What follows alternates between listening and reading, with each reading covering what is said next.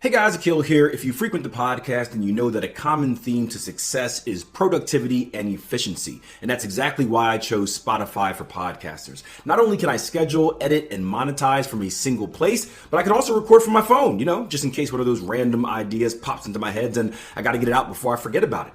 Spotify for podcasters also helps me take the conversation to you guys, the fans, by allowing me to do video, share polls, and ask questions, which is, well, what keeps the show rolling. So if you're looking for the easiest way to streamline the podcasting process and maybe, put a few extra bucks in your pocket at the end of each month, check out Spotify for podcasters. I use it. I love it. I recommend it.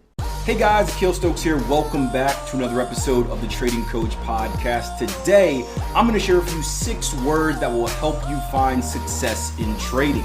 And of course, those 6 words are join Tier 1 trading right now, right? Yeah, I guess those are 6 words. Those aren't the 6 words I was talking about, but if you do want to join, we have a risk-free 14-day trial membership where you can head over on the platform, join us for some live sessions, download some software, chat with the community, take some training courses, and help jumpstart your trading. But today's episode comes from a recent article I just read, and it wasn't really trading related, but the author was someone that I highly respect in the trading field, right? You've heard me talk about her many times before, but Denise Scholl, who is a trading psychologist, brilliant mind, really changed the way on how I think about trading psychology and emotions and the attachment, unattachment kind of issue I have with it. And it was an article about finding ways to make better big decisions. And obviously, as traders, this is something we deal with on a regular basis, where I would argue that every decision that we make is a big decision. And before we get into what those 6 words are, I want to give you a little bit of background and read a quote that she wrote in the article just about how our brains operate, because I think it's very important to understand kind of the underlying issues at hand. We typically see stuff from the surface view and we look for the fix, but just like in coaching, whether it's trading or coaching, whether it's track and field, if you want to fix the thing, you have to find the thing beneath the thing that affects the thing in order to fix the thing. So here's the thing. Our brains are always trying to predict, and this is the quote from the article, our brains are always trying to predict what's going to happen next, right? Sound familiar, right? Markets. Take, for example, picking up a cup of coffee. If you're not sure whether it's hot or cold, it takes a moment for your brain to process the temperature. But if you know it's a hot cup of coffee, you instantly feel that heat. It's not just a prediction of the thing itself, but the prediction of how that thing will make us feel. Confidence is essentially a prediction that whatever we're doing is going to work out, while fear is the belief that it won't. When you analyze people's behaviors and decision-making in terms of these predictions, you open up a broader understanding of their actions and motivations. And I found that to be very interesting, particularly in the trading field. And what she's essentially saying is that there is this little, I don't want to call it a pattern interrupt, but there is a pause between the thing that we're experiencing and how our brain and body recognize that thing. And when we are prepared, when we have an expectation of it, kind of that connect, right? There's no real pause in between that connection. But when it's something that we're uncertain about, there is that pause and there's a little bit of a delay, right? So I heard this all the time growing up as an athlete. I tell it to the athletes that we coach right now. We want to train what's called muscle memory in practice. We want to take time to slow down everything in practice, because you can't fix something when you're going full speed. When you're going full speed, you just react and your body kind of runs on experience. So we want to slow it down so we can work on moving the right way or doing the right thing. However, we don't want to think during a competitive environment. So if we're in an actual race, if I'm playing in an actual game, I don't have time to think, because me thinking is going to slow me down, which is going to be kind of a hesitation. And if you hesitate for the slightest of moments, that could be the difference between success and non-success. Now, when it comes to trading in particular, here's the thing, right? We are trading in the uncertainty. I say this all the time.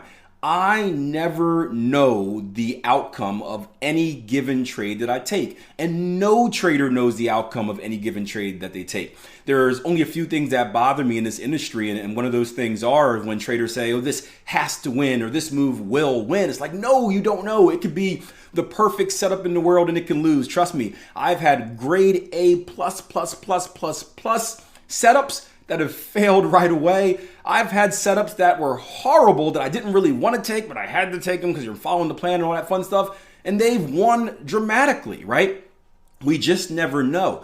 What we do know as traders is the long-term expectation. But as far as any given trade, just like say in basketball, we don't know if any given shot's going to go in, but we know our bigger percentages. So in the trading environment, we are always in this environment where there is uncertainty, right? So there is always going to be that fear, right? Remember what Denise said. She said, confidence is essentially a prediction that whatever we're doing is going to work out, while fear is the belief that it won't, right? So because we have this uncertainty, there is often this hesitation in how we process things, right? So when you see things like missed trading opportunities or people hesitating, the signal's there, but you're kind of unsure what to do and boom, then it's gone, right? That's due to that hesitation, right? When you see people get scared of taking a trade, or maybe they're in a trade and prices are moving close to their targets and they start to reverse and they get fear of the move reversing without them, or prices going towards their stop loss like a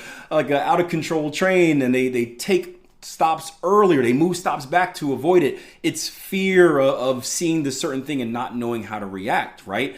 The key is, as traders, we have to switch this fear to confidence, right? And the question is, how do we do that? Well, one is that testing we always talk about, right? Broken record alert. I'm going to talk about back testing.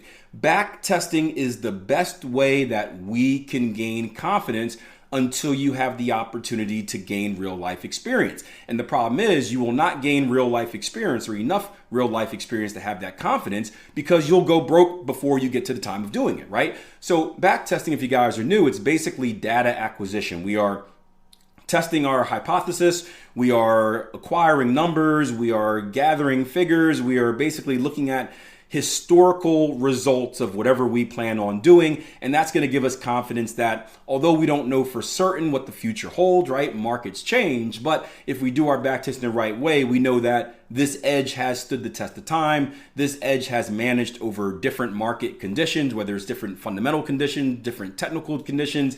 And this edge should be somewhat similar in the future. The only thing that should disrupt that edge, or that could disrupt this edge, not should, sorry, you shouldn't do this, but the only thing that could disrupt that edge is human error. And that is us making the mistakes that I just mentioned, right? After we have that confidence, that's what allows us to kind of get our foot into the door, start trading live. And yeah, we're going to go through our bumps and whatnot, but eventually we start seeing success. And then as we see success, we have more confidence in ourselves. So you take my journey. My journey started back in 2007, right? So I think I'm on year 16 or so of trading. Zero confidence in the beginning, even when I was consistently profitable. Zero confidence. I remember people always ask me, I do a lot of interviews, they say, when did you start calling yourself a successful trader? And I said, not until really about 2 years of consistent profit. Looking back in hindsight, I probably was a successful trader after year one, not year one of my trading, but year one of like stopping the suck, right? But I had no confidence because I was so afraid that I would repeat what I did before, which is have some good runs and then blow it all, and have some good runs and blow it all. Once I gained that confidence, and you fast forward 15 years later, yes, I have my back testing results. That's what initially got me in the door. But now my confidence comes from doing the same damn thing for the last, 12 years, 12, 13 years of profitability, I would say. That confidence comes from that. So back testing, data acquisition is a starting point until you can gain that experience. So what is this magic 6-letter word aside from join tier1trading.com, right? It is, right? What's the worst that can happen? What's the worst that can happen, right? We think about fear, we fear the unknown, right? So when we don't know kind of the result, when we don't know a reaction, there is fear.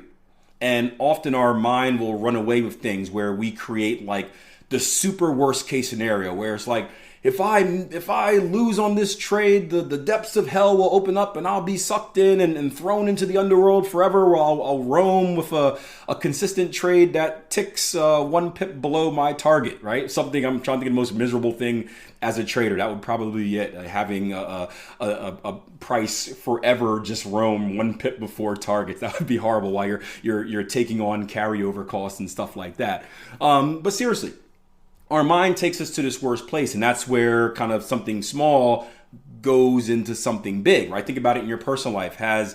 If you have children, has your child ever been late to something? They're supposed to be home at 9 o'clock and now it's 9:30, and reality, they got stuck in traffic, but you're like, oh my gosh, they were caught in the burning building and this and this and this, right? Our mind tends to wonder.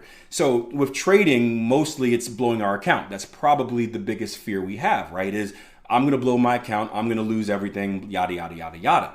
So how can we attack that fear of blowing an account? Well, the confidence of knowing our risk, right? Now, we've had conversations all the time about should you or shouldn't you use a stop loss? You should, but you can go back and listen to different Trading Coach podcast episodes for my full opinion on that, because trust me, it would seem like a 1-second answer, but it ends up being a 10-minute rant. But if you know your risk, you know the worst case scenario, right? So going back to the example about your child is gone, they're supposed to be home at 9 o'clock, it's 9:30, right? If they don't contact you or anything, your mind is wondering, you're scared, you're fearful, whatever like that, right? However, if it's 9 o'clock and you get a text message, hey dad, stuck in traffic, GPS says I'm 10 minutes away. Boom, now you're at ease. Right? Your stop loss is set to 9:10. You know it's 10 minutes away. You know it's okay. It's the same thing with risk. When you put a stop loss on a trade, and when you use proper risk management, assuming you're not going to move that stop loss again, psychological and human mistake aside, we know exactly how much we're risking on this trade. So when I'm looking at a setup where I don't know the outcome, right, and I enter it, instead of thinking depths of hell, open up, down there, target, 1 pip, all that fun stuff, I'm saying to myself, okay, if this thing doesn't go my way, I might lose, 2%. And when you think about it, you're like, okay, 2%, that's not really that much. I can lose 2% on this trade. I can lose 2% on the next trade, 2% on another trade, right? We can lose 2% for a very long time before we ever get into that really painful area of blowing my account.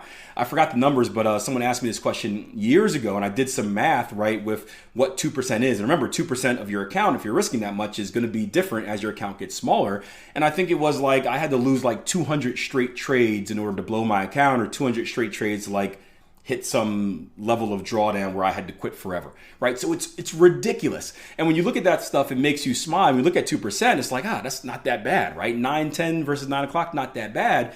And it allows you to be comfortable with the risk. So now that you're comfortable with the risk, that fear is gone, making it easier to build on that confidence. And boom, that is how we end up following the process in trading. When we remove the fear of blowing a lot of money or blowing an account, now the result is really not really significant, because 2%, 1%, whatever you're risking is like, nothing. It doesn't really matter in life, right? So now the game becomes, okay, follow the process, follow the process, follow the process. You know what we always say, process over outcome. Our job is to consistently analyze the markets, consistently execute the trades. And if we do so, we'll get our expected outcome long term. And that's how we start making that shift from being results driven to process driven. So if you are someone that is struggling with confidence, struggling with fear in trading, before you take a trade, or maybe right after you take a trade, at some point, maybe even reading through your trading plan before your trading day starts,